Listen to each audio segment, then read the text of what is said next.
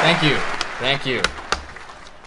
Tonight's topic, sustainability. Myth or monster? We now go to Jason Sanders for the answers. To find the answer, I traveled to Gainesville, Florida, where Brian Crum, project manager for Charles Perry Construction, showed me around the new Counseling and Wellness Center at the University of Florida. I'm now here with Brian Crum on the roof of this building. Brian, can you tell me a little bit about what we're in front of now? Yeah, so this is part of what makes this building a LEED building. But behind us you'll see our AON, our rooftop unit, which is the air handler for this building. A highly efficient air handler, and this is actually the second one in the nation to be installed.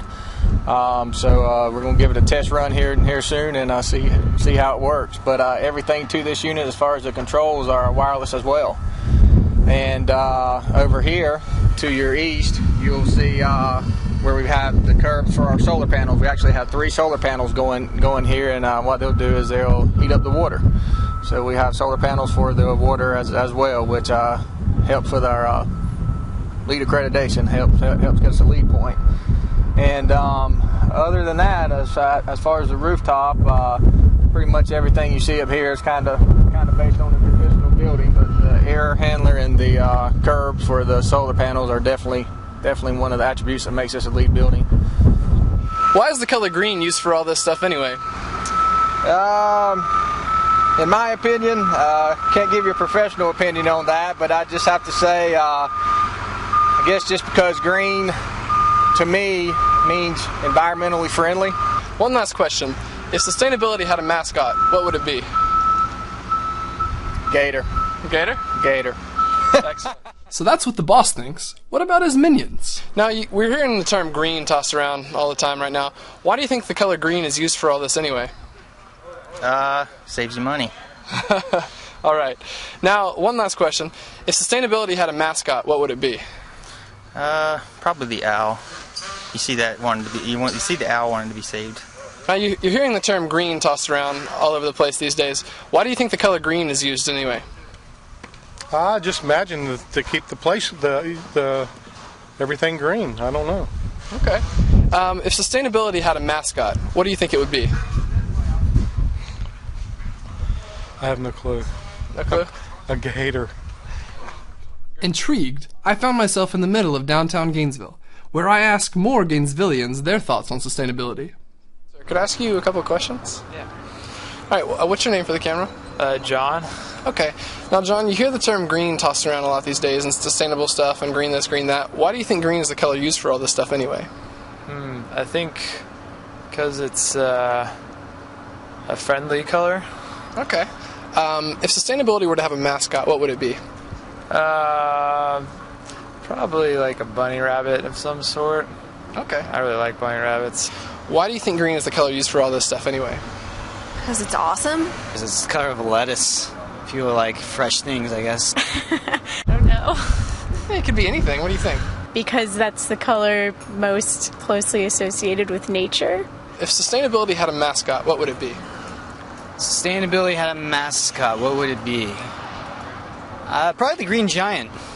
Okay. Yeah, I can see him, I'm sustainable, walking around with green beans and stuff. Do you want like a cute mascot or just like a general symbol? A tree? Probably a tree. Okay. I know, that's very uncreative, but that's all I can think of at the moment. The Jolly Green Giant. Great. Thanks. Well, I'm Jason Sanders for Environmental News Network here in Gainesville, where apparently the consensus are that gators really are green. Just wanting to thank Charles Perry Construction and Brian Crum for all their help, and back to you, Sean. Well, wasn't that nice? Now, Jason, I have to ask you, you've heard what others have to say, so what exactly does sustainability mean to you? Jason? I'm so happy, oh, lucky me. I just go my way, living every day. I don't worry don't agree. Things that bother you never bother me. Things that bother you never bother me. I feel happy and fine, ha-ha. Living in the sunlight, loving in the moonlight, having a wonderful time.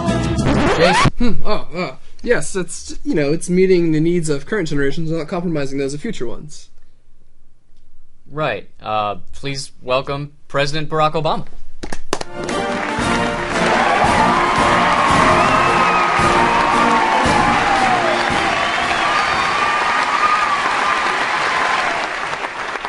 Mr. President, it's a pleasure to have you on the show.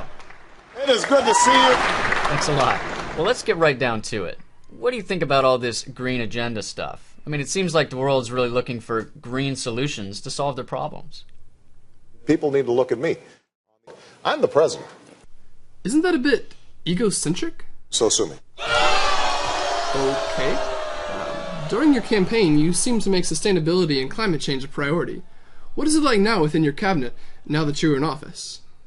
It's a little bit like American Idol, except everybody is Simon Cowell. Well, I can see how that would be a problem.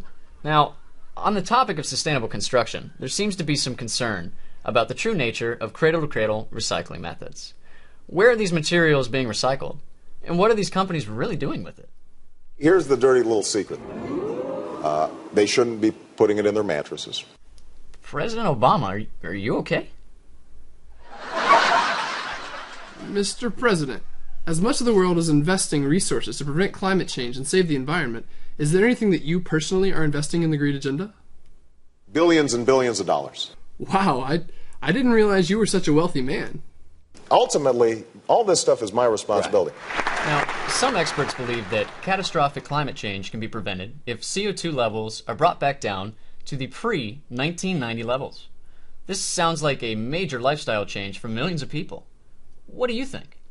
You know, the only place I think that might work is in Hollywood. We have a big mess on our hands. It's not going to be solved. What about renewable energies? New solar power and wind power technologies are being developed every day. Might this help to bring down CO2 levels? Wind power is being made in Europe. Actually, Mr. President, I'm pretty sure that renewable energies are being utilized all over the United States. Europe? Okay, well, I think that about wraps things up, Mr. President. Thank you so much for being here with us tonight. And as we bid you farewell, I'm Sean Snowden. And I'm Jason Sanders. Ladies and gentlemen, Joe Cocker.